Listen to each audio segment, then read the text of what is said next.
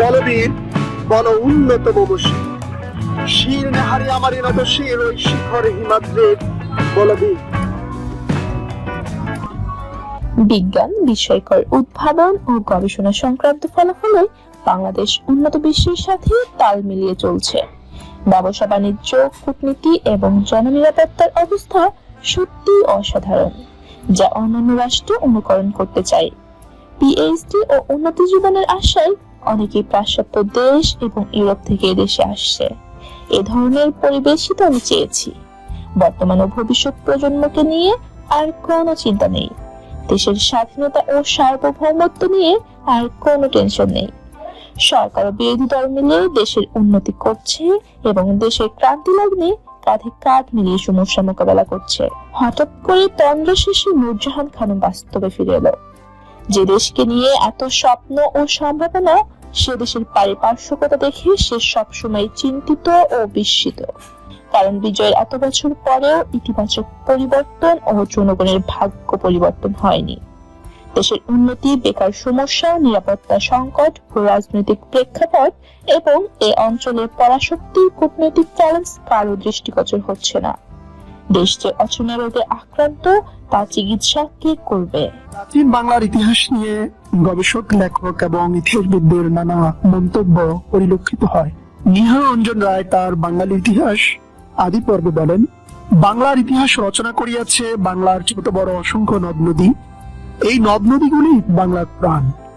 ইহারাই বাংলাকে গড়িয়াছে, বাংলার আকৃতি প্রকৃতি নির্ণয় করিয়াছে, যুগে যুগে এখনো করিতেছে। এই নদ নদীগুলি বাংলার আশীর্বাদ এবং প্রকৃতির তাড়নায়, মানুষের অবহেলায় কখনো কখনো বোধ হয় বাংলার অভিশাপ। বাংলা, বিহার ও উড়িষ্যা অঞ্চলের শাসনভার বাংলার স্বাধীনতার জন্য গুরুত্বপূর্ণ হলেও দেশীয় বিদেশি ষড়যন্ত্রের কারণে নবাব সিরাজউদ্দৌলা এ সকল অঞ্চলের ক্ষমতা হারান।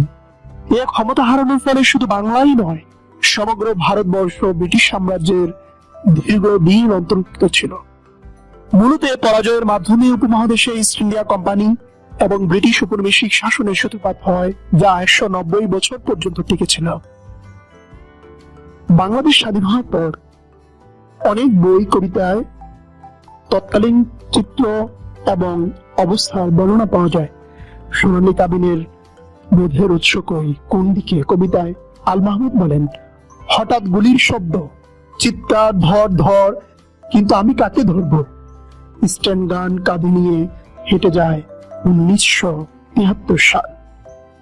বাংলা অঞ্চলে এমপি এবং সরকারি পদ পদবিতে যাওয়া এবং 1350 সালে পৃথিবীর ইতিহাসে সর্বাপেক্ষা মর্মান্তিক লক্ষ্যই আকালের শিকার নিয়ে আবুল মনসুর আহমদ, তিনি ব্যঙ্গাত্মক ভাষায় বলেন, শহীদ গল্পের যে একটি চরিত্রের নাম ছিল, সে সম্মানের সহিত বিশ্ববিদ্যালয়ের ডিগ্রি ডিপ্লোমা লইয়া বাহির হইয়া আসিল বটে, কিন্তু চাকরি জোগাড় করিয়া উঠিতে পারিল না।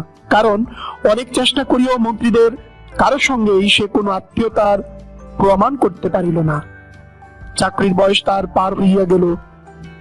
অগত্যা সে নিজেই মন্ত্রী হওয়ার জন্য রাজনীতিতে যোগ দিবে মনস্থ করিল। কারণ সে দেখিল চাকরি পাওয়ার চেয়ে মন্ত্রিত্ব পাওয়া অনেক সহজ।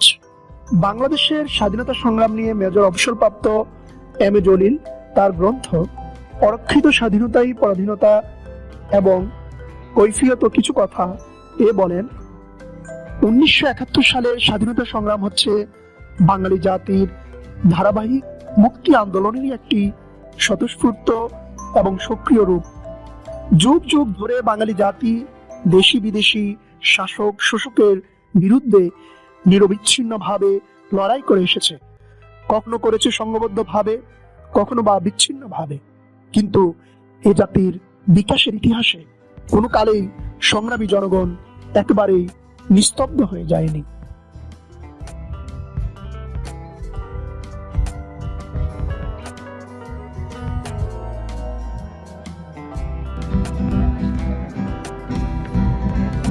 তবু এভাবে সময় আমার কেটে যাবে, তোমাকে ঘিরে, তোমায় ঘিরে স্বপ্নগুলো ভোর হয়ে যায় দেখে। মেঘে বৃষ্টি হয়ে। দাম তো এখন একটু বাড়ে গেছে এখন ব্যবসায়ীদের ওরা এককভাবে ব্যবসা করতেছে, জিনিস থাকিয়াও হয় নাই, যেহেতু সরকার নাই এখন যায় যেভাবে আর কি মারি ধারি নিবার পায়। সরকার যুগে আইসে আগামীতে এলা হয়তো আর জিনিসপত্রের দাম যত থাকবে, হ্যাঁ তখন আর সবাই আর এখানে ব্যবসা ঠিকভাবে করবে। ভবিষ্যতে তো আমরা দেশটাকে সুন্দরভাবে দেখতে চাই, যাতে সবাই নিরাপত্তা থাকে, জিনিসপত্রের দাম সীমিত থাকে। আমরা এমন একটা দেশ চাই যেটাতে আমরা নতুন বৃষ্টি পাবো এবং চুক্তি পাবো, আমাদের নিজস্ব মতো আমরা কিছু বস্তু পাবো।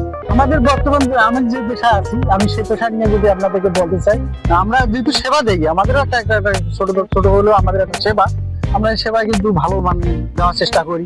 আগে যে 20 টাকা চাউলের দর যখন ছিল তখন থেকে যে আমাদের ভাড়াটা, ওই ভাড়ায় কিন্তু আমরা এখনো চলছি।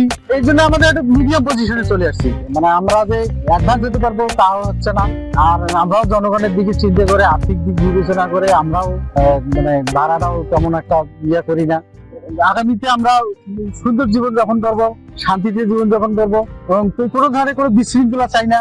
চাকরি বৈষম্য সবকিছু দূর হয়ে আমরা নতুন জীবন পাবো, নতুন বাংলাদেশ পাবো ইনশাআল্লাহ। আমি এমন একটা শিক্ষা ব্যবস্থা চাই যাতে হচ্ছে মধ্যবিত্ত পরিবারের সন্তানরা তাদের সামর্থ্যের মধ্যে এটা বহন করতে পারে।